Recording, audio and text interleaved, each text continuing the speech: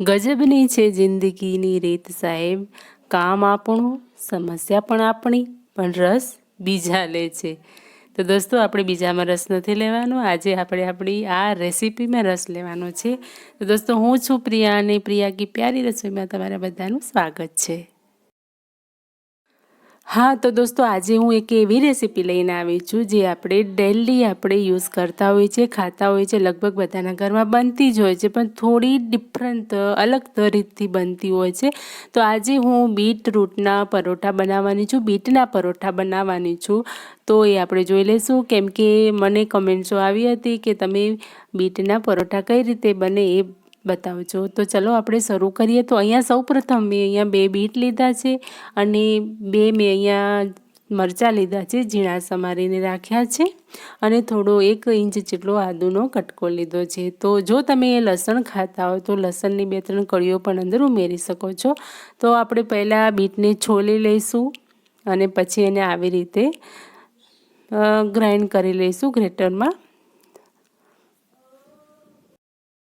દોસ્તો, બીટના ઘણા બધા ફાયદા છે. બીટને રેગ્યુલર 1 મહિના સુધી એનું સેવન કરવાથી તમારામાં જો લોહીની ઉણપ હોય તો એની દૂર થઈ જાય છે, કમી દૂર થઈ જાય છે એની, અને સ્કિન જે છે એ પણ ચમકી ઉઠે છે. શરીરમાં લોહીની કમી પૂરી થવાથી બીજા બધા રોગો છે એ દૂર જાય છે.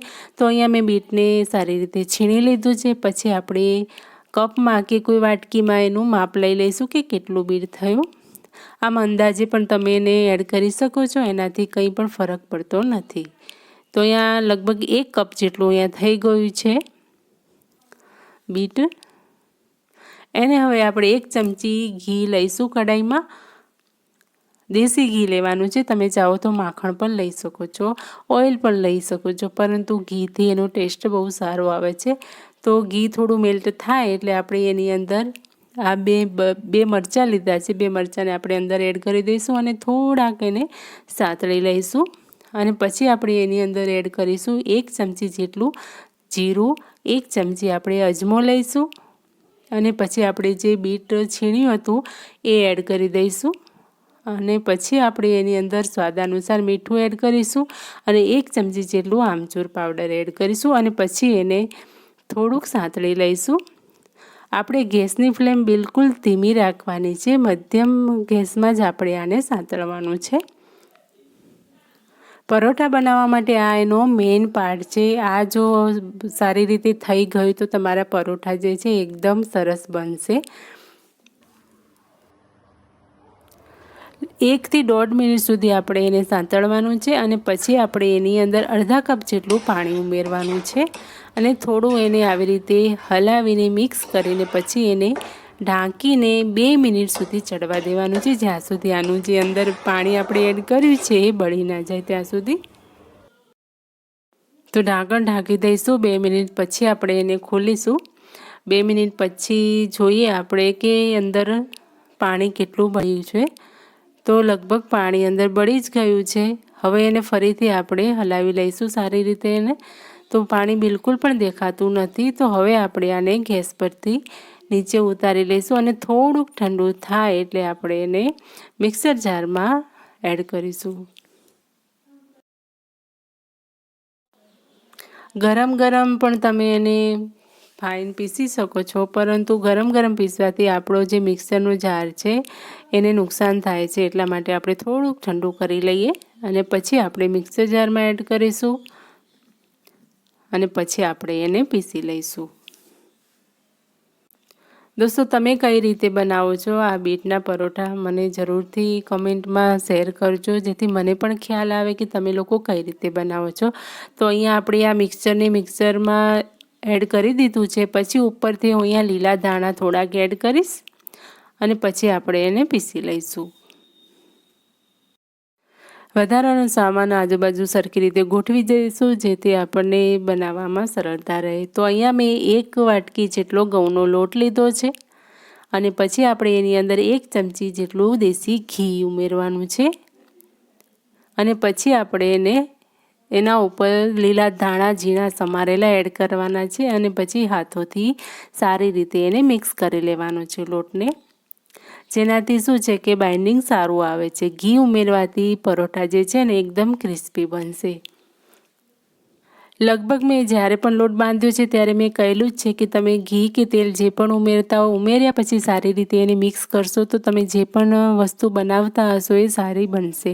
એના પછી આપણે અહીંયા 1 ચમચી જેટલું દહીં ઉમેરીશું અને પછી એના પછી આપણે એની અંદર એડ કરીશું જે આપણે બીટનું જે મિશ્રણ તૈયાર કરીને રાખ્યું છે એ અંદર એડ કરી દઈશું. પાણી આપણે અંદર બિલકુલ પણ એડ નથી કરવાનું, આનાથી જ લોટ બંધાઈ જશે. અને પછી સારી રીતે આપણે એને મિક્સ કરીને પછી લોટ બાંધી લેવાનો છે.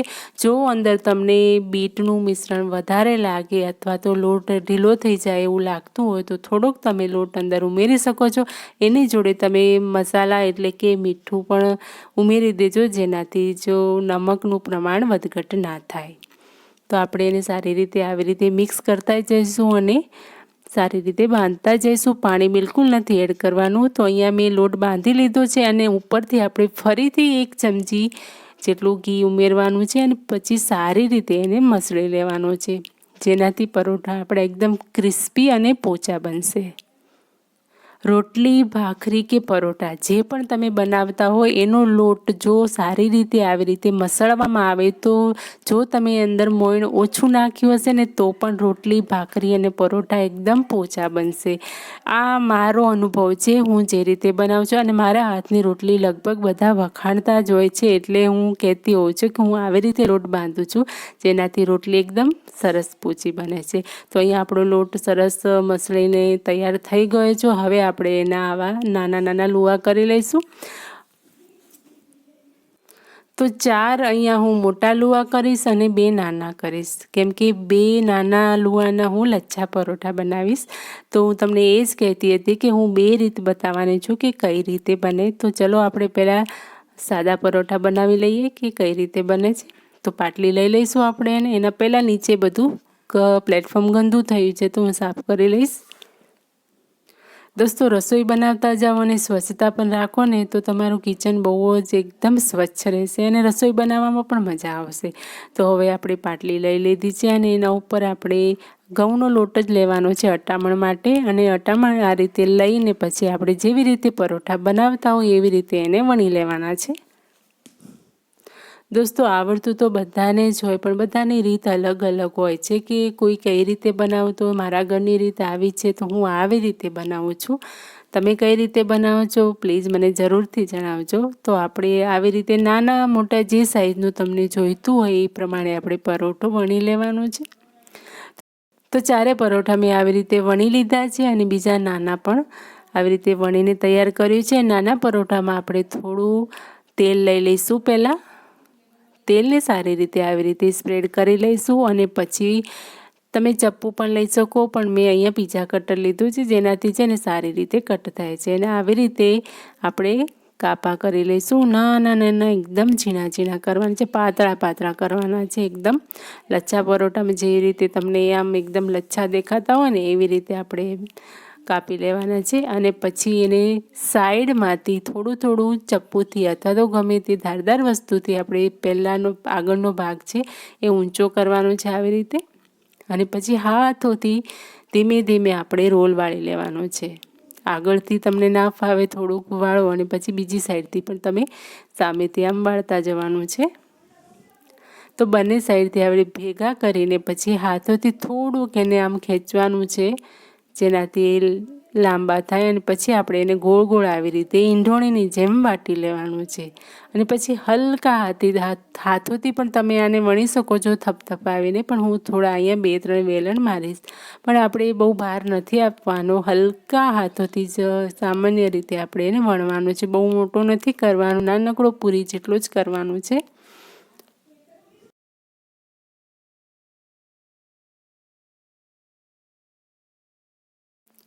તો આ તૈયાર થઈ ગયો આપણો એક લચ્છા પરાઠો. તો આપણે બીજો પણ આપણે બનાવીશું, પણ બીજામાં આપણે રોટલી વણીને પછી એની ઉપર ઓઇલ નહીં પરંતુ ઘી આપણે સ્પ્રેડ કરીશું અને આંગળીથી સારી રીતે એને ફેલાવી દઈશું. અને પછી એની ઉપર થોડોક લોટ લઈને એને હાથોથી આવી રીતે ફેલાવી દઈશું. અને પછી ફરીથી એવી જ રીતે પહેલાં પરોઠામાં જે રીતે કટ કર્યા એવી જ રીતે આમાં પણ આપણે કટ કરવાનો છે અને પછી બંને સાઈડથી વાળતા જવાનું છે।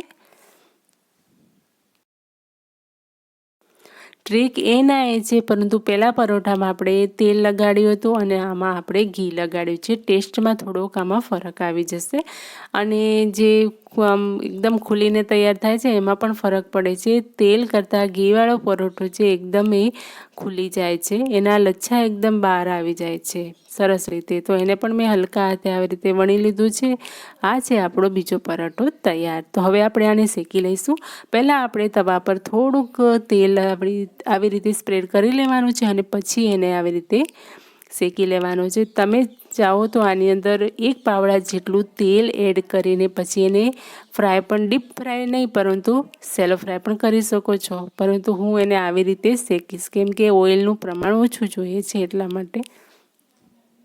ડીપ ફ્રાય કરવાથી જે છે અંદરના લચ્છા છે એકદમ ખુલી જશે અને સેલો ફ્રાય કરવાથી પણ એ ખુલી જાય છે, પરંતુ એનાથી આપણી હેલ્થમાં થોડોક ફરક પડે છે એટલા માટે હું તેલનો યુઝ બહુ જ ઓછો કરું છું। આવી રીતે પણ બહુ જ ટેસ્ટી બને છે। જો તમે ઓઇલ ઓછું ખાતા હો તો આવી રીતે શેકજો અને જો તમને ઓઇલ ગમતું હોય તો તમે ડીપ ફ્રાય પણ કરી શકો છો। તો હવે આપણું આ પરોઠું શેકીને તૈયાર થઈ ગયું છે। તો લાઇટ પણ જતી રહી છે, તો થોડુંક તમને અંધારામાં દેખાવમાં થોડોક અલગ કલર દેખાતો હશે, પરંતુ એ પિંક જ છે। તો હવે આપણે બીજું પરોઠું પણ શેકી લઈશું। એવી જ રીતે શેકવાનું છે, પરંતુ આને આપણે ડીપ ફ્રાય નથી કરવાનું કે સેલો ફ્રાય પણ નથી કરવાનું। એને સામાન્ય આવી રીતે ઓઇલ ઉપર નીચે લગાડીને ઉલટ પુલટ કરીને જેવી રીતે આપણે નોર્મલ પરોઠા શેકતા હોય એવી જ રીતે આને શેકવાનું છે। તો આ પણ શેકાઈને તૈયાર થઈ ગયું છે। તો દોસ્તો બંને પરોઠા અહીંયા તૈયાર થઈ ગયા છે। તો આપણે એને સર્વ કરી લઈશું। તમે જોઈને પણ તમને લાગતું હશે કે બહુ જ સરસ છે, મોઢામાં પાણી આવી જાય છે। મારા મોઢામાં તો પાણી આવી જ ગયું બનાવતા। તો હવે આપણે આને આવી રીતે થોડા આવી રીતે સંકોચી લેવાના છે। હાથોથી થોડું આવી રીતે પ્રેસ કરશો એટલે બધા જ અંદરના લચ્છા છે એ બહાર ઉભરાઈને આવશે।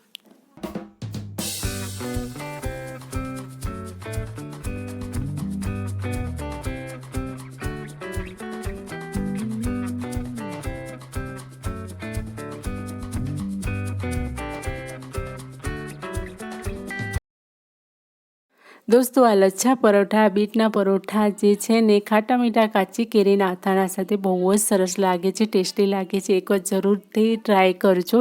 તો દોસ્તો આજની મારી આ રેસીપી તમને જરા પણ ગમી હોય તો રેસીપીને વધુમાં વધુ તમારા ફ્રેન્ડ્સ જોડે, ફેમિલી મેમ્બર્સ જોડે શેર કરજો। ચેનલ પર નવા હોય તો ચેનલને સબસ્ક્રાઈબ કરી બેલ આઇકન પર પ્રેસ કરજો।